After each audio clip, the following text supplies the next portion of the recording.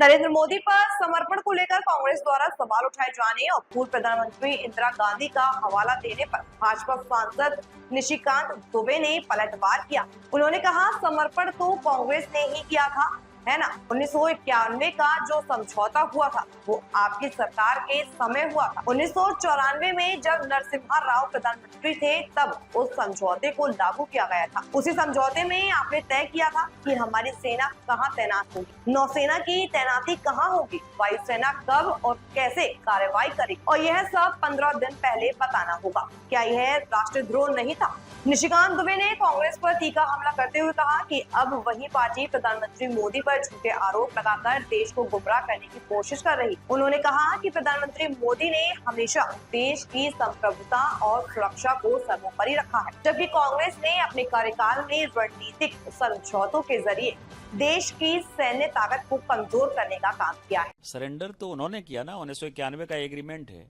जब आपकी समर्थित सरकार थी, आप समर्थन दे रहे थे केंद्र की सरकार को, 94 में इसको इंप्लीमेंट किया जब नरसिम्हा राव जी इस देश के प्रधानमंत्री थे।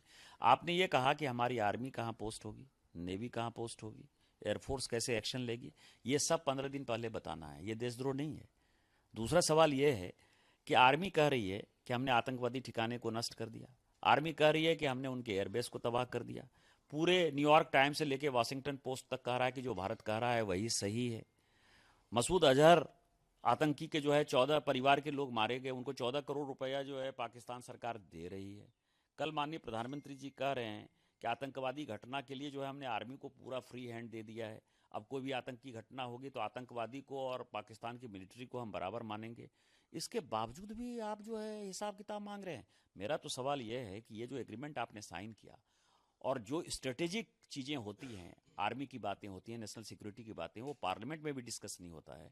वो यदि आपने पाकिस्तान जो आतंकी देश है जिसके साथ हम 1947-48 से अपने हिस्से के कश्मीर को जो उन्होंने ज़बरदस्ती कब्जा कर लिया है, उसकी लड़ाई लड़ रहे हैं लेने के लिए, और उस कारण से वो हमारे यहाँ आतंकवादियों को रोज़ भेज रहा है और हम उससे परेशान हैं। आप उसके साथ यदि नेहरू लियाकत पैक्ट 50 का कर लेते हो, 60 में सिंधु जल समझौता कर लेते हो, हमारे किसान मरते हैं लेकिन आप उनको पानी देते हो, 75 का शिमला समझौता कर लेते हो, उसके बाद ये एग्रीमेंट कर लेते हो, और 2012 में तो और हाइट कर देते हो कि आप वीज़ा इतना फ्री कर देते हो कि जितने पाकिस्तानी आना है आ जाएं। और कई एक आपको पता है कि लगभग यहाँ 40-50 हज़ार पाकिस्तानी ऐसे हैं जो कि वीज़ा पर आए और यहाँ से गए नहीं हैं, उनको भारत सरकार खोज रही है, और बांग्लादेशी को जो है आप बसाने का प्रयास करते हो। तो इस तरह की जो नीति है वो वोट बैंक की पॉलिटिक्स है। वोट बैंक की पॉलिटिक्स के लिए कांग्रेस ने इस देश को बर्बाद कर दिया, बेचने का काम किया, और अब ये समय आ गया है कि उसके ऊपर एक इंक्वायरी कमीशन बैठा के कि किस परिस्थिति में ये एग्रीमेंट हुआ, ये भारत सरकार को ये काम करना चाहिए।